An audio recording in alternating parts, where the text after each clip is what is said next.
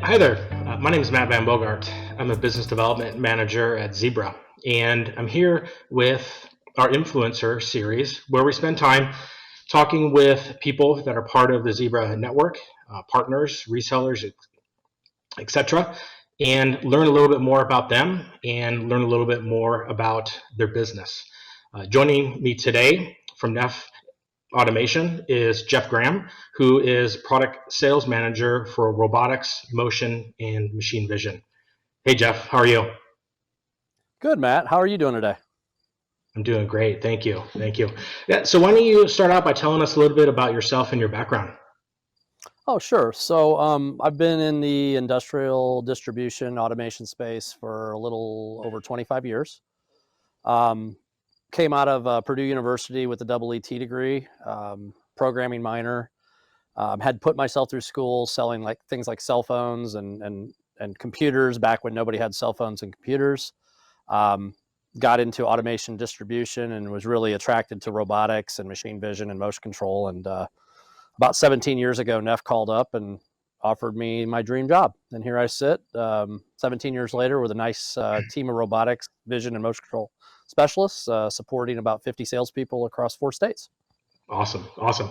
Our backgrounds are similar. I've been in automation and machine vision for about 20 years as well. So it's good to connect with someone that has been around the industry and the business for a long time. I'm sure off camera we can share similar stories in terms of customer solutions and some of the value we brought to the market. So it's good to have you here. So Thank why you. don't you tell me a little bit about your passions in this area around either robotics, machine vision, and automation in general? Well, sure. I guess it kind of starts with my family background. Pretty much everybody in my family, at one time or another, was working in factories. As production people. My dad Mm-hmm. was a journeyman machinist. I was actually one of the first people to graduate from college, and having gotten lucky enough to get into the industry when I did, and see it grow to the point we're at now, where there's such a shortage of labor. There's also just factories aren't great places to work, especially some of the jobs that we ask people to do. And I feel like when we can help them with things like a Zebra machine vision solution, we can get that person repurposed into something that's a little bit more enjoyable, creates a better fit, a better feeling about your job, and creates a better environment. It really just comes down to helping people, helping Mm-hmm. whether it's the owner of the company or the person on the floor doing the manual operation. Yeah, excellent, excellent. Well, you talked a little bit about labor shortages and making the work environment a little bit more pleasing for workers. What are some of the other impacts automation is having these days within the manufacturing environment?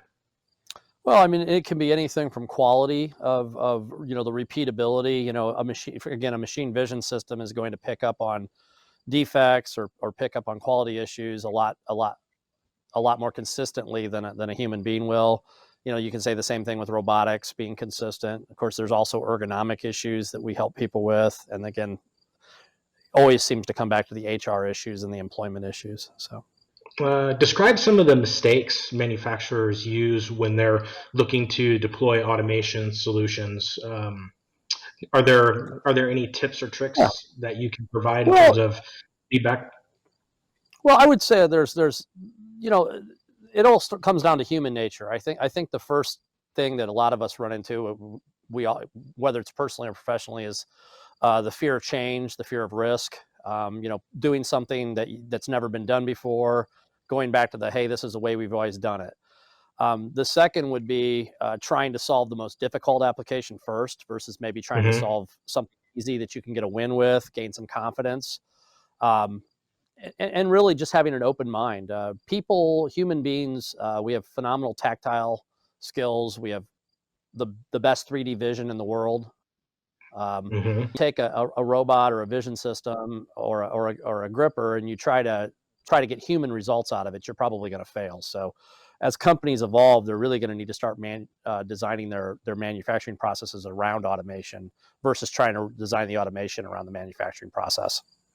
Yeah, that's a good observation because I think it leads into my next question, trying to understand a little bit about the process by which Neff works with customers to help them bring automation and bring specific solutions into their factories. Is there a multi-step process? Is there a tried and true way that Neff goes about engaging with customers? And sometimes they don't always go in the same order, but a typical process, a lot of what we do is going to come around, is going to be designed around promotion at the beginning, whether it's our marketing team, whether it's events we put on, whether it's us coming in and doing presentations. So it's generating interest. And we're always happy to come into a facility, meet with ownership, meet with manufacturing, the manufacturing people, meet with engineering, meet with all the people that are going to be involved, and let them know the capabilities of the products that we have. So promotion is a great place to start. But where we really get traction is when we engage with the customer. We go out in their facility, we look at where they're having their problems, where they're wanting to automate, where they're wanting to change something, and we call that a site evaluation. And we go into it looking for those low-hanging fruit opportunities to redeploy a person from something that we can do with automation into something that's a little more pleasing to them. So yeah, it's promotion, it's site evaluation, it's then using our engineering skills and our vendors' engineering skills to come up with said solution, and then really helping the customer justify it via cost, return on investment. If you're a one shift operation and it's only going to justify a half a person, it's probably going to be hard to pay for. But if we can help you find something you're doing a couple shifts on, we can redeploy somebody, and that's pretty much it. It's in a nutshell. Great, thanks for that, Jeff.